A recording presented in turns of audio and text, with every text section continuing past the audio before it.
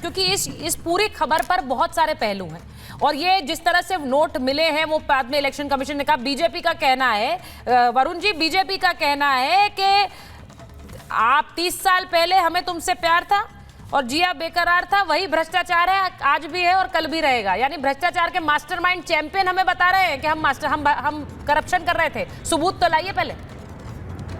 Varun ji, Shivam through है क्या? सुचारिता जी, Bharatiya Janata party तो कहेगी। अभी समीर जी कह रहे थे, आदरणीय मेरे कह रहे थे कि विनोद तावड़े जी को क्लीन चिट दे रहे थे। अभी आप दे नहीं सकते क्लीन चिट, FIR दर्ज हो गई, अब तुम ये बात भी नहीं कर सकते। दूसरी बात, बंगारू लक्ष्मण किसके अध्यक्ष थे? आपने कहा राष्ट्रीय नेता को बदनाम कर रहे हैं, तो राष्ट्रीय नेता नहीं थे कि बंगारू लक्ष्मण? तो ये कोई भी बात करना कि मैं सारी यूनिवर्सल बात कर रहा हूं कि राजनीतिक पार्टियां पैसे से चुनाव नहीं लड़ती। बीजेपी तो बिल्कुल दूध से धुली है, बिल्कुल बेईमाने हैं। सब पार्टियों में, सब चुनाव में विधायकी का हो, सांसद का हो, पैसा खर्च होता है। कोई रेयर आदमी होता है जिसकी इमेज सामाजिक रूप से अच्छी हो तो उसको पब्लिक का पैसा खर्चना नहीं पड़े। वैसे बहुत होते हैं, जैसे जयपुर से हमारे सांसद थे गिरिधारी लाल भार्गव, भारतीय जनता पार्टी के, उनका नहीं लगता। कांग्रेस के भी थे कई लोग, तो वो पुराना जमाना समाप्त हो गया। बिगर पैसे के कुछ भी नहीं होता। और बंगारू से तावड़े तक इनकी कहानी लिखी जाएगी। इनके पास में कहां से आ रहे हैं? बिल्डिंगें बना रहे हैं, खुद के कार्यालय बना रहे हैं, पूरे देश को पता है। फ्री में रैलियां मोदी जी की भी नहीं होती है, पैसा खर्च होता है। तो ये जनता सबको समझती है। तो इसलिए विनोद तावड़े को हम अभी से क्लीन चिट दे दें और इलेक्शन कमीशन देगा जब मानी जाएगी। और इलेक्शन कमीशन क्या कर रहा है? FIR दर्ज हुई, अगर पैसा नहीं मिला, कुछ भी दोष नहीं, तो FIR क्यों दर्ज हुई? और वो जिस होटल में भी समीर जी कह रहे थे अगर उनके पक्ष का आदमी नहीं था तो क्यों ठहरे थे उस होटल में? दूसरे में ठहर जाते। जब आपको चुनाव के टाइम पार्टी की बैठक हो रही थी सर, विपक्षी कुछ ना कुछ कर सकता है। पार्टी कार्यकर्ताओं की बैठक हो रही थी। दोष ठहरा देना विपक्ष ऐसा और बीजेपी तो केंद्र सरकार, मोदी जी की जो सरकार तो हर तरह से पंचामृत से धुली हुई है। तो ये चीज बिल्कुल ठीक नहीं है। यूनिवर्सल बात करनी चाहिए। देखिए, मैं आपको एक बात बताऊं कि जो हमला आया है, देखिए हमले तो बहुत सारे मैं दिखा ही रही हूं, क्योंकि ओवैसी साहब बोल रहे हैं ये वोट जिहाद है या धर्म युद्ध। उद्धव ठाकरे कह रहे हैं मेरे बैग से कुछ नहीं मिला, तावड़े के बैग से पैसे मिले हैं। अखिलेश यादव भी कूद गए, लारी जी वो भी कह रहे हैं पैसा शराब बांटना बीजेपी का पुराना तरीका है। मैं बड़ी खबर इस बीच बता दूं कि विनोद तावड़े पर FIR मामले पर बीजेपी नेता कपिल मिश्रा का बयान आया। वो कह रहे हैं FIR आचार संहिता के उल्लंघन में हुई है। विपक्ष पैसे का मामला बताकर झूठ फैला रहा है।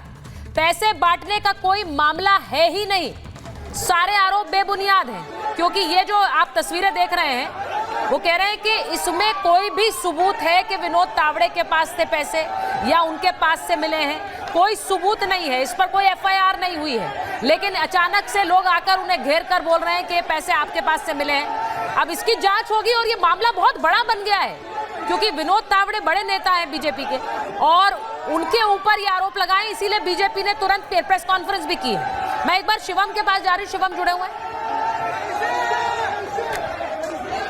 क्योंकि ये जो तस्वीरें आ रही हैं। अब लारी जी, शुरुआत में तो हमें पहले बुरके पर बात करनी थी, क्योंकि आपके नेता ने तो आज बहुत सारे न्यूज पॉइंट्स दे दिए हैं। बुरके वाली बात भी कह दी उन्होंने, कहा डराया भी जा रहा है वोटर को। उन्होंने ये भी कह दिया पुलिसकर्मी मशीनरी का इस्तेमाल हो रहा है। लेकिन इन सबके बीच आप देखिए जरा कि जो उनका अभी वाला दाव है, वो कह रहे हैं कि ये तो बीजेपी का पुराना तरीका है। देखिए, बात तो सही है, ये बीजेपी का बहुत पुराना तरीका आज का नहीं है। पहले इनके संसाधन कम थे, अब संसाधन बढ़ गए इनके पास। पैसे रुपए की बात नहीं, अडानी अंबानी इनके जो कहते हैं वो इन लोग को पेमेंट करते रहते हैं, बाकी और छोटे मोटे भी करते रहते हैं। तो ये उसको एंजॉय कर रहे हैं, उस फाइनेंस का पूरा इस्तेमाल कर रहे हैं। सड़कें बेच दी, टोल टैक्स बेच दिए, एयरपोर्ट बेच दिए, सरकारी संसाधन बेचे हैं तो अडानी अंबानी के ही हाथ में बेचे हैं या उन्हीं के लघुए बबुओं का हाथ में बेचे हैं। तो वहां से सारा कट आया है, तो उसका इस्तेमाल तो इलेक्शन के लिए, सत्ता में कैसे बना रहे उसके लिए ये हमेशा से करते रहे हैं। ये 2-3 चीजों में हमेशा से पैसे का इस्तेमाल और शराब का इस्तेमाल करते हैं, दंगा करवाने के लिए और सत्ता पाने के लिए। ये शुरू से है, ये सबको मालूम है।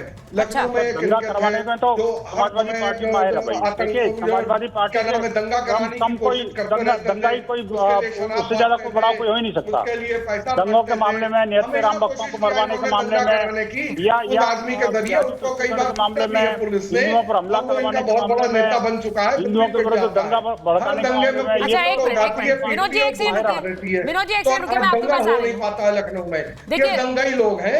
देखिए विनोद जी कह रहे हैं, सुनिए लारी जी, दंगा करने विनोद बंसल जी कह रहे हैं कि जिन लोगों ने दंगाइयों को हमेशा संरक्षण दिया, जो दंगाई वो आप पर आरोप लगा रहे हैं, वो दंगे की बात कर रहे हैं।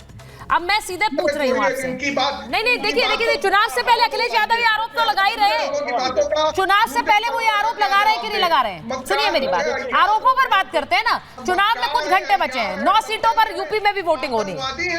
अरे सुन तो लीजिए मेरा सवाल, सुनिए। उन्होंने कहा कि लोगों को डराया जा रहा है वोटिंग से पहले।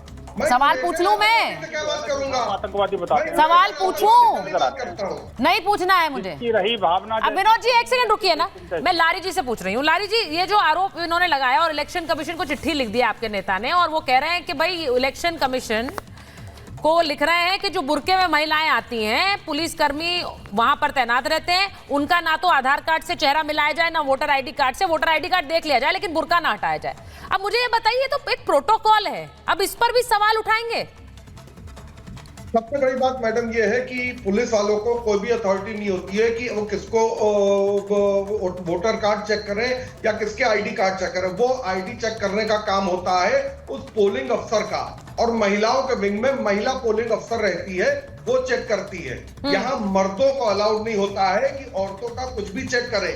तो इस तरह से ये गड़बड़ चीज है। तो उन्होंने जो बात कही है उसको तोड़ मरोड़ कर पेश करने की बजाय सीधे लफ्जों में पेश करके बोला जाए कि उन्होंने ये डिमांड रखी है। क्या डिमांड रखी है? क्या डिमांड रखी है आप खुद ही बता दीजिए। चलिए, क्या डिमांड रखी है आप खुद ही बता दीजिए।